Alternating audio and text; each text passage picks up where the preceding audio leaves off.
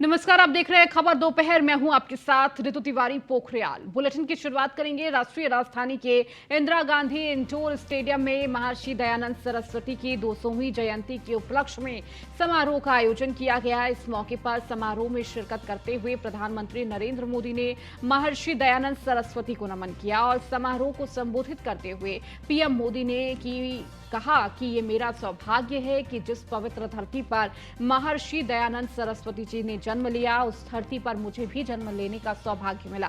PM Modi ने कहा कि महर्षि दयानंद सरस्वती जी की 200वीं जन्म जयंती का यह अवसर ऐतिहासिक है। यह पूरे विश्व और मानवता के भविष्य के लिए प्रेरणा का पल है।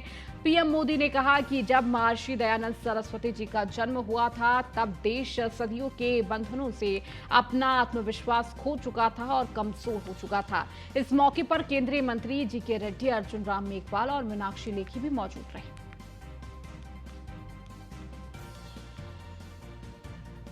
महर्षि दयानंद सरस्वती जी का दिखाया मार्ग करोड़ों लोगों में आशा का संचार करता है।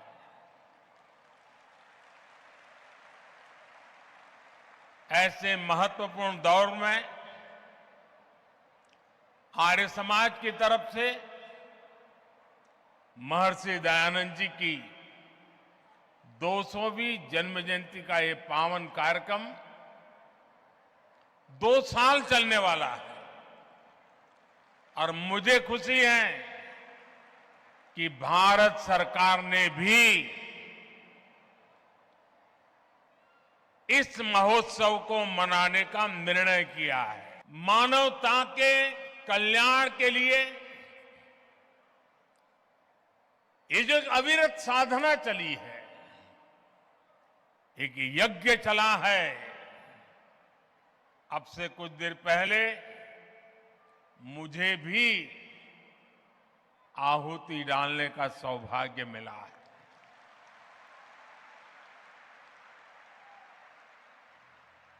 अभी आचार्य जी बता रहे थे, ये मेरा सौभाग्य है कि जिस पवित्र धरती पर महर्षि दयानंद सरस्वती जी ने जन्म लिया, उस धरती पर मुझे भी जन्म लेने का सौभाग्य मिला। मैं स्वामी दयानंद जी के चरणों में श्रद्धा पूर्वक नमन करता हूं और आप सभी को हृदय से अनेक अनेक शुभकामनाएं देता हूं। साथियों, जब महर्षि दयानंद जी का जन्म हुआ था, तब देश सदियों की गुलामी से कमजोर पड़कर अपनी आभा, अपना तेज, अपना आत्मविश्वास सब कुछ खोता चला जा रहा था। प्रतिपल हमारे संस्कारों को, हमारे आदर्शों को, हमारे मूल्यों को चूर चूर करने की लाखों कोशिशें होती रहती थी। महर्षि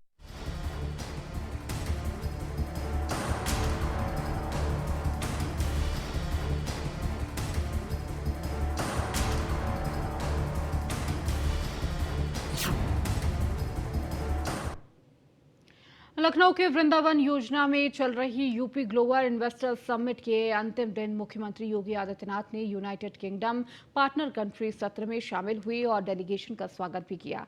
इस दौरान सीएम योगी ने कहा कि यूपी में निवेश पूर्ण रूप से सुरक्षित है, निवेशकों को इससे बेहतर परिणाम मिलेंगे। यूपी ग्लोबल इन्वेस्टर समिट के माध्यम से निवेश आकर्षित करने की यूपी की योगी सरकार की पहल उम्मीद से बेहतर परिणाम देती हुई नजर आ रही है। आपको बता दें कि शनिवार को भी देश विदेश के कई कंपनियों ने यूपी सरकार के साथ निवेशक प्रस्तावों को अंतिम रूप दिया है।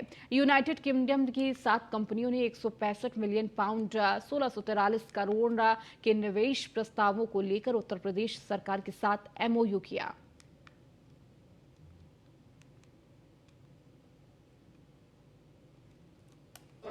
अंदर डिफेंस मैन्युफैक्चरिंग कॉरिडोर के 6 नोड बनाने के जिस कार्यक्रम की घोषणा की थी, उस दृष्टि से आज का यह सत्र अत्यंत महत्वपूर्ण और फलदायी साबित हो सकता है। हम सब जानते हैं उत्तर प्रदेश असीम संभावनाओं वाला प्रदेश है। देश की आबादी का सबसे बड़ा प्रदेश है। 25 करोड़ की आबादी वर्तमान में उत्तर प्रदेश के अंदर निवास कर रही है। उत्तर प्रदेश 96 लाख एमएसएमई यूनिट के साथ औद्योगिक निवेश की उन आधारभूत शर्तों को पूरा करता है जो यहां परंपरागत तरीके से सैकड़ों वर्षों से जो से विरासत में प्राप्त हुआ है। उन परंपरागत उद्यम को प्रोत्साहित करने के लिए हम लोगों ने वन डिस्ट्रिक्ट वन प्रोडक्ट के माध्यम से अपनी परंपरागत उद्यम को बढ़ावा दिया है, जिसका परिणाम है कि हर एक जनपद के पास अपना एक यूनिक प्रोडक्ट है। भारत अगर देश दुनिया के अंदर सबसे अधिक यूथ वाला देश है तो भारत के अंदर उत्तर प्रदेश इन संभावनाओं को आगे बढ़ाता है। उत्तर प्रदेश देश के अंदर कृषि उत्पादन का एक महत्वपूर्ण केंद्र है। देश की कुल कृषि योग्य भूमि में से 11% भूमि के साथ 20% खाद्यान्न उत्पादन करके देश के अंदर खाद्यान्न उत्पादन में नंबर 1 पर है। चीनी उत्पादन में उत्तर प्रदेश नंबर 1 पर है। दुग्ध उत्पादन में उत्तर प्रदेश नंबर 1 पर है। उत्तर प्रदेश देश के अंदर बहुत सारे ऐसे सेक्टर हैं जिनमें उत्तर प्रदेश की बड़ी भूमिका है। ये जो 25 सेक्टर है, इसमें डिफेंस एंड एरोस्पेस भी है, जिसको तेजी के साथ विकास के पथ पर हम भारत सरकार के साथ मिलकर के जहां आगे बढ़ा रहे हैं, वहां राज्य सरकार की भी अपनी डिफेंस एंड एरोस्पेस की अपनी एक नीति है, जिसके अंतर्गत उन संभावनाओं को हम आगे बढ़ाने का कार्य कर रहे हैं।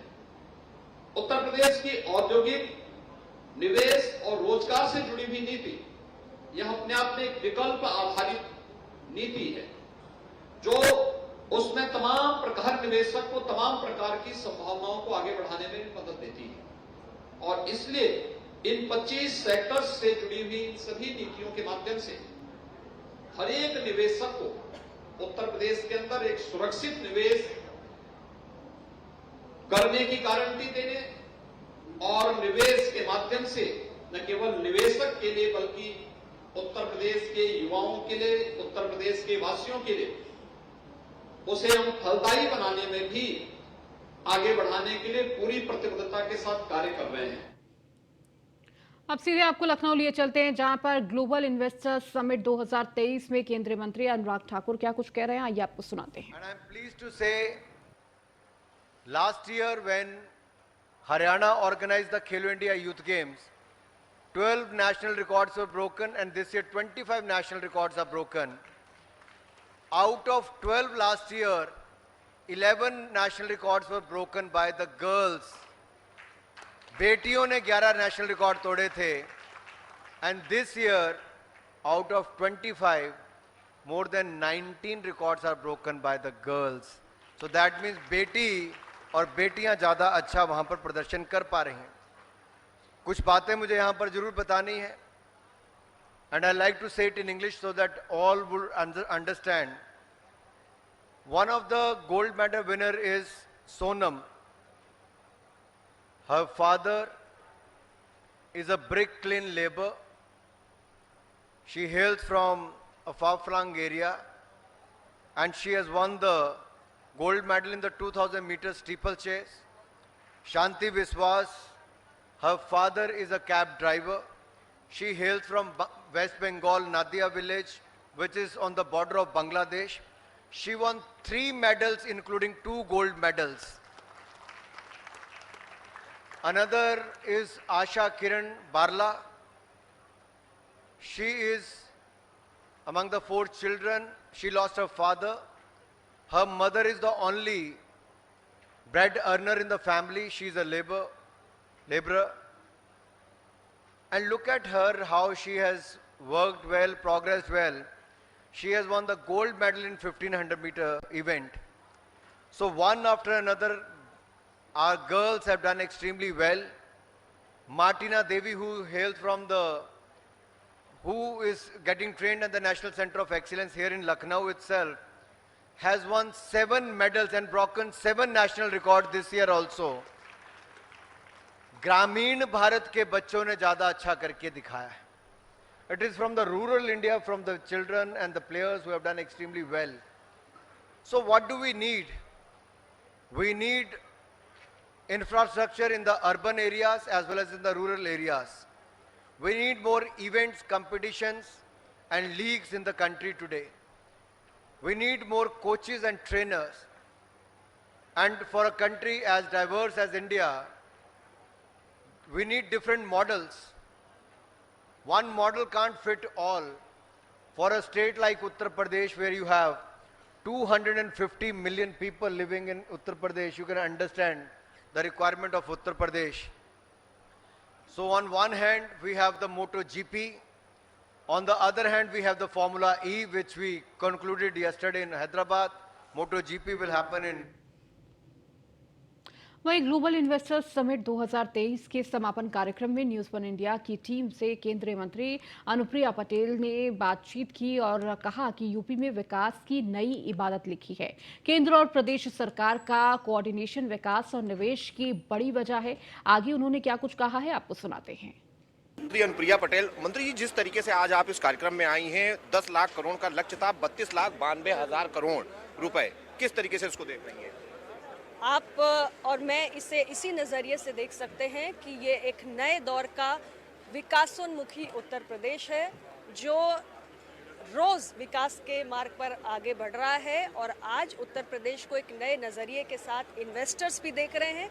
उत्तर प्रदेश एक आइडियल डेस्टिनेशन फॉर इन्वेस्टमेंट बन चुका है और इसीलिए हर क्षेत्र में आज निवेशक यहाँ आ रहे हैं. इतने एमओयू साइन हो रहे हैं.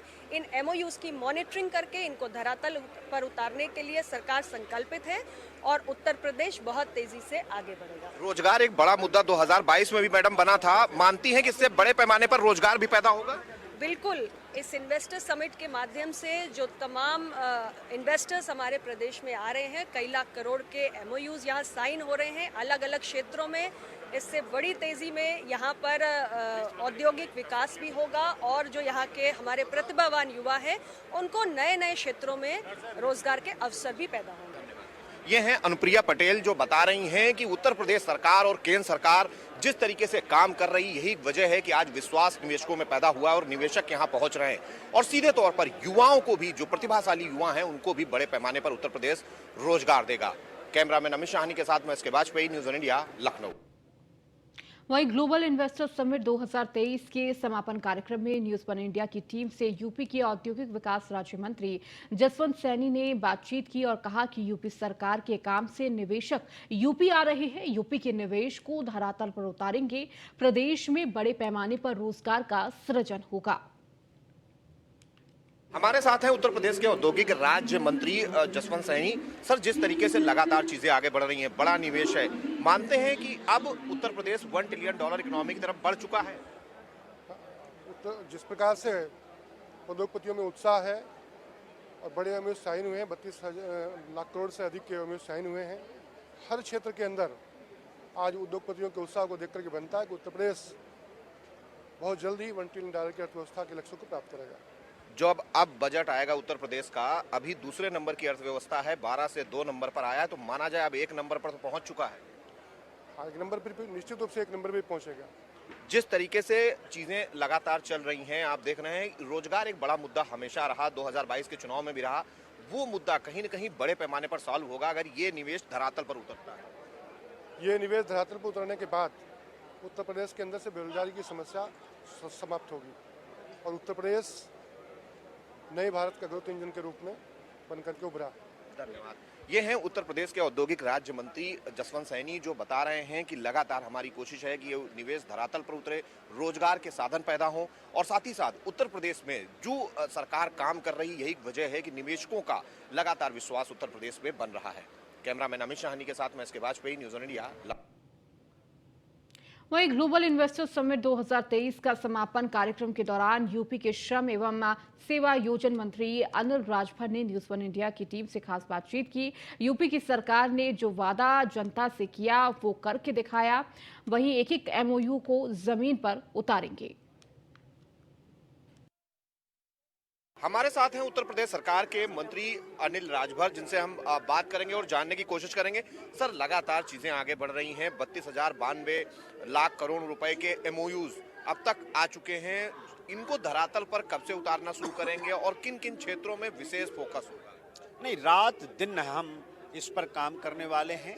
अभी आपने देखा कि मंत्रिमंडल का समूह दुनिया के 16 देशों का दौरा किया। जो देश के अंदर हमारी 21 महानगरें हैं, वहाँ हम लोगों ने दौरा किया। उत्तर प्रदेश के जो 75 जनपद हैं, वहाँ रोड शो किया गया।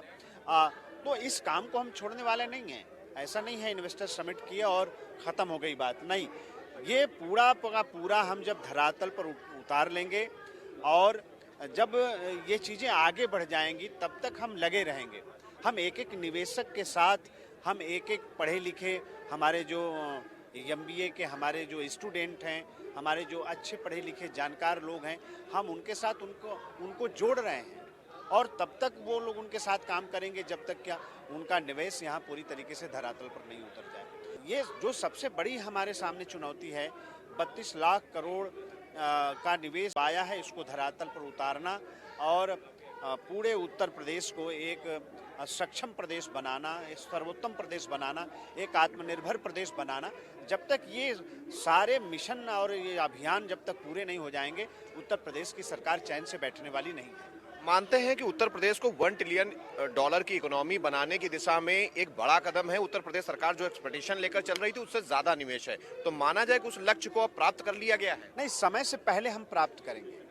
आप जब हम अभी बजट हमारा आ रहा है 21 तारीख को, जब हम अगले साल का बजट हम प्रस्तुत करेंगे, मुझे पूरी उम्मीद है कि इस देश के अंदर सबसे पहले जो एक लक्ष्य हम लोगों ने निर्धारित किया है, तो उस लक्ष्य तक हम समय से पहले पहुंचने में हमें सफलता मिलेगी। 10 लाख करोड़ के इन्वेस्ट के लक्ष्य को लेकर हम आगे बढ़े थे। आज 32 लाख करोड़ का निवेश हमें मिला है, MOU हम लोगों ने साइन किया है। तो जो दुनिया जिस तरह से आकर्षित हो रही है, हमारा जो मैन पावर है जो प्रदेश से बाहर है, वो भी आ रहा है वापस। हमारे पास स्किल वर्कर की कमी नहीं है। दुनिया के अंदर हम एक बड़ा हम बाजार हैं, उपभोक्ता प्रदेश हम हैं, तो किसी भी प्रकार की कोई कमी नहीं है। उद्योगों का एक सर्वांगीण विकास की पूरी संभावना उत्तर प्रदेश के अंदर है। तमाम विकल्प हमारे पास हैं। माना जाए कि जब धरातल पर ये पूरा निवेश उतरेगा, तो कहीं न कहीं उत्तर प्रदेश देश की सबसे बड़ी अर्थव्यवस्था होगा, अगर प्रदेशों में देखें। हाँ, बिल्कुल होगा, बिल्कुल होगा। आप सोचिए कि पिछले दिनों जो सरकारें चला करती थी, तो निवेश के दृष्टि से हम कहाँ थे? 12वें नंबर थे। आज हम दूसरे नंबर पर हैं और आने वाले दिनों में हम 1 नंबर पर होने जा रहे हैं। चाहे कोई भी फील्ड हो, तो एक बहुत बड़ी संभावनाओं को आज ये इन्वेस्टर समिट संभावनाओं को पैदा करने वाली ये इन्वेस्टर समिट है। तो निश्चित तौर पर एक सर्वांगीण विकास की तरफ हम आगे बढ़ रहे हैं। धन्यवाद। ये हैं उत्तर प्रदेश सरकार के मंत्री अनिल राजभर, जो बता रहे हैं कि जिस तरीके के लक्ष्य को लेकर हम आगे चले थे, उस लक्ष्य से आगे निकल गए हैं। युवाओं को रोजगार मिलेगा, देश की सबसे बड़ी अर्थव्यवस्था होगी और अगला जो बजट होगा वो हमारा कहीं न कहीं प्रदेश की अर्थव्यवस्था को $1 ट्रिलियन इकोनॉमी तक ले जाने के लिए होगा, क्योंकि जिस लक्ष्य को हम लेकर चल रहे हैं उस पर धीरे धीरे उत्तर प्रदेश सरकार ने कदम आगे बढ़ा दिए हैं। कैमरामैन अमित शाहनी के साथ मैं एस के Vajpayee, news on India. Global investor summit को लेकर केंद्रीय मंत्री अनुराग ठाकुर ने न्यूज़ वन इंडिया से खास बातचीत की है। क्या कुछ कहा है, आपको सुनाते हैं। सर, 10 लाख करोड़ का लक्ष्य था, 32 लाख करोड़। बधाई उत्तर प्रदेश को। शानदार सरकार चलाने के लिए ईमानदार भी और कानून व्यवस्था का भी अच्छा होना अपने आप में निवेशकों का रुख उत्तर प्रदेश की ओर करता है। माना जाए सर, रोजगार का बड़ा सृजन होगा। उत्तर प्रदेश दूसरे प्रदेश के लोगों को भी रोजगार देगा। निश्चित तौर पर होगा, क्यों नहीं होगा। अगर उत्तर प्रदेश में वो क्षमताएं हैं, आज सबसे बड़ी बात है कि ह्यूमन रिसोर्स किसके पास है। उत्तर प्रदेश के पास मेहनती, अनुभवी और स्किल्ड यूथ जब होगा तो कोई दुनिया की ताकत रोक नहीं पाएगी। इंडस्ट्री भी यहाँ पर आएगी, लैंड भी है, मैन पावर भी है, और स्किल्ड मैन पावर जब होगी तो कोई रोक नहीं सकता। ग्लोबल इन्वेस्टर समिट 2023 के समापन कार्यक्रम में यूपी के अल्पसंख्यक कल्याण मंत्री दानिश आजाद से हमारे संवाददाता एसके वाजपेयी ने खास बातचीत की है। इस दौरान उन्होंने कहा कि यूपी में निवेश की आंधी चल रही है, निवेश को यूपी सरकार के कार्यों पर विश्वास है। हमारे साथ है उत्तर प्रदेश सरकार के मंत्री दानिश आजाद। मंत्री जी, जिस तरीके से अब निवेश कहीं न कहीं धरातल पर उतरने की बात है, क्योंकि 32,92,000 करोड़ रुपए का निवेश निश्चित तौर पर उत्तर प्रदेश को दूसरे नंबर की अर्थव्यवस्था से $1 ट्रिलियन तक ले जाने के लिए आगे बढ़ चुका है। देखिए, जैसा कि आप देख सकते हैं कि उत्तर प्रदेश में इस समय निवेश की आंधी चल रही है, और इस निवेश की आंधी में हम अपने देश और विदेश से आए हुए तमाम निवेशकों को स्वागत करते हैं, और प्रधानमंत्री नरेंद्र मोदी जी और हमारे मुख्यमंत्री योगी आदित्यनाथ जी के प्रयासों को मैं धन्यवाद ज्ञापित करता हूं। और निश्चित तौर पे हमने जो उत्तर प्रदेश को एक सकारात्मक माहौल दिया है, इस माहौल से हम उत्तर प्रदेश के विकास को और आगे ले जाने का काम करेंगे। मानते हैं धरातल पर उतारना अब दूसरी चुनौती होगी। धरातल पे उतर चुके हैं, MOU साइन हो चुके हैं ऑलरेडी, और हम लगातार अपने उत्तर प्रदेश को एक ग्रोथ इंजन को आगे ले जा रहे हैं। न केवल उत्तर प्रदेश बल्कि देश के दूसरे हिस्सों के लोगों को भी रोजगार मिलेगा, क्योंकि बड़ा रोजगार कहीं न कहीं सृजन होगा इससे। निश्चित तौर पे उत्तर प्रदेश आज एक रोजगार हब के रूप में डेवलप हो रहा है। कल तक जहां दूसरी सरकारों में यहाँ के नौजवान पलायन करके दूसरे प्रदेशों में जाया करते थे, आज दूसरे प्रदेशों से नौजवान उत्तर प्रदेश की तरफ रुख करेंगे। धन्यवाद। ये हैं उत्तर प्रदेश सरकार के मंत्री दानिश आजाद, जो बता रहे हैं कि लगातार उत्तर प्रदेश सरकार काम कर रही है, और काम का नतीजा है कि लगातार उत्तर प्रदेश में निवेश आ रहा है। निवेश के जरिए ही उत्तर प्रदेश में रोजगार भी सृजित होंगे। कैमरामैन अमित शाहनी के साथ में S K Vajpayee, news on India, Lucknow.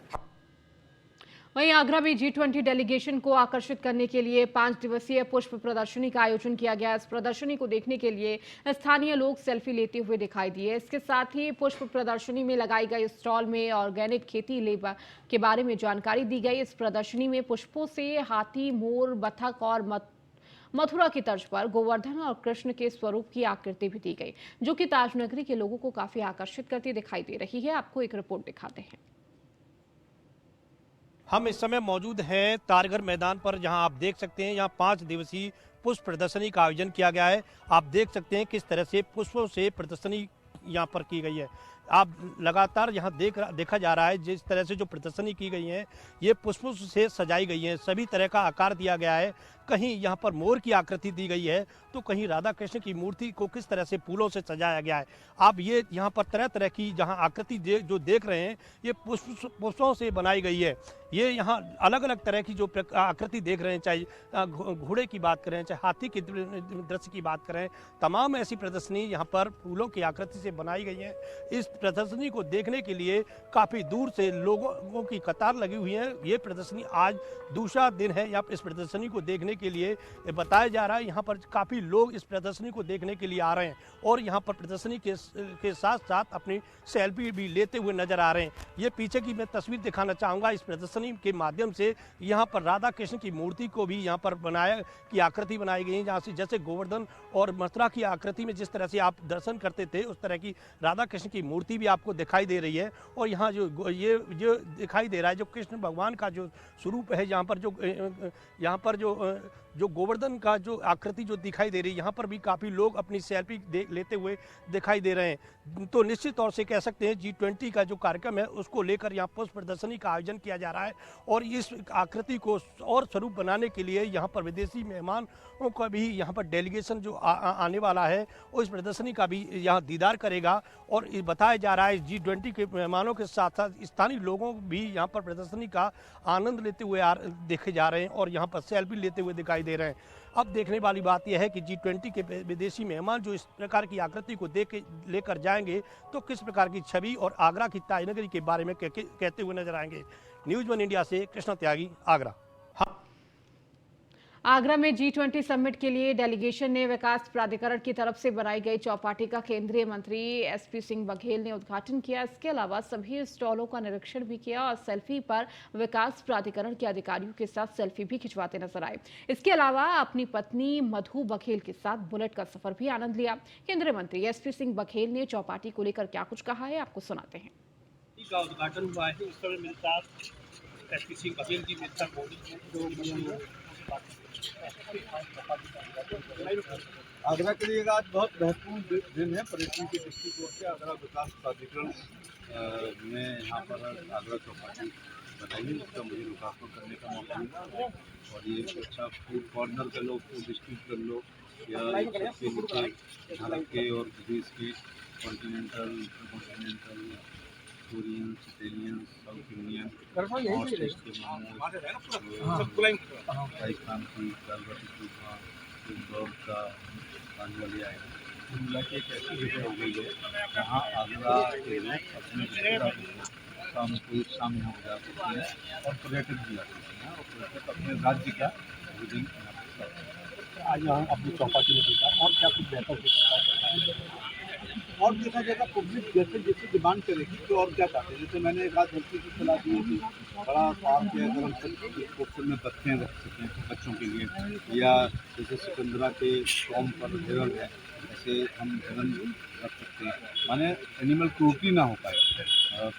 कुछ बर्ड्स को रखा जा सकता है छोटे से पोर्शन में, रेप्टाइल्स को भी रखा जा सकता है, तो ऐसे करके इसको फ्रेंडली कैसे बना सकते हैं। मैंने कहा कि बाकी सब पौधे हैं, अगर हम हर्बल का एक छोटा सा पोर्शन हर्बल प्लांट लगा सकते हैं तो ये सब बच्चों को सीखने के लिए और सब सब्जी के साथ साथ काफ़ी बच्चे भी काफ़ी भी कुछ हाँ वो जैसे आप कह रहे हैं कि हम इसके लिए वो जो खिलौने वाली कारें वाले के लिए ऐसा भी कुछ करेंगे क्योंकि बच्चों को जितना खाने में कुछ चीज़ें तो काफ़ी दूर भी है, सुरक्षा की दृष्टि से कहा गया है कि यहाँ पुलिस का इंतजाम रहेगा। पुलिस निगरानी के लिए है, निगरानी नहीं करेगी बल्कि बुलाने करेगा तो क्योंकि बहुत से लोग देखो टीनेजर्स आते हैं उनकी आइडेंटिटी ये है कि लॉ एंड ऑर्डर यहाँ पर ये थे प्रसाद केंद्रीय मंत्री SP सिंह बघेल जी चौपाटी के बारे में बताया और यहाँ पर देखने के बाद कुछ बातों के दिशा निर्देश भी दिए गए। उन्होंने बताया बच्चों के लिए यहाँ पर झूले का भी इंतजाम किया जाएगा और यहाँ पर जैसे जो एनिमल्स के जो हिरन हैं और अन्य चीज़ों के बारे में भी यहाँ पर दिशा निर्देश देते हुए नजर आए। न्यूज़ 1 इंडिया से किशोर त्यागी। चलिए इस बुलेटिन में फिलहाल इतना ही, बने रहिए न्यूज़ 1 इंडिया के साथ।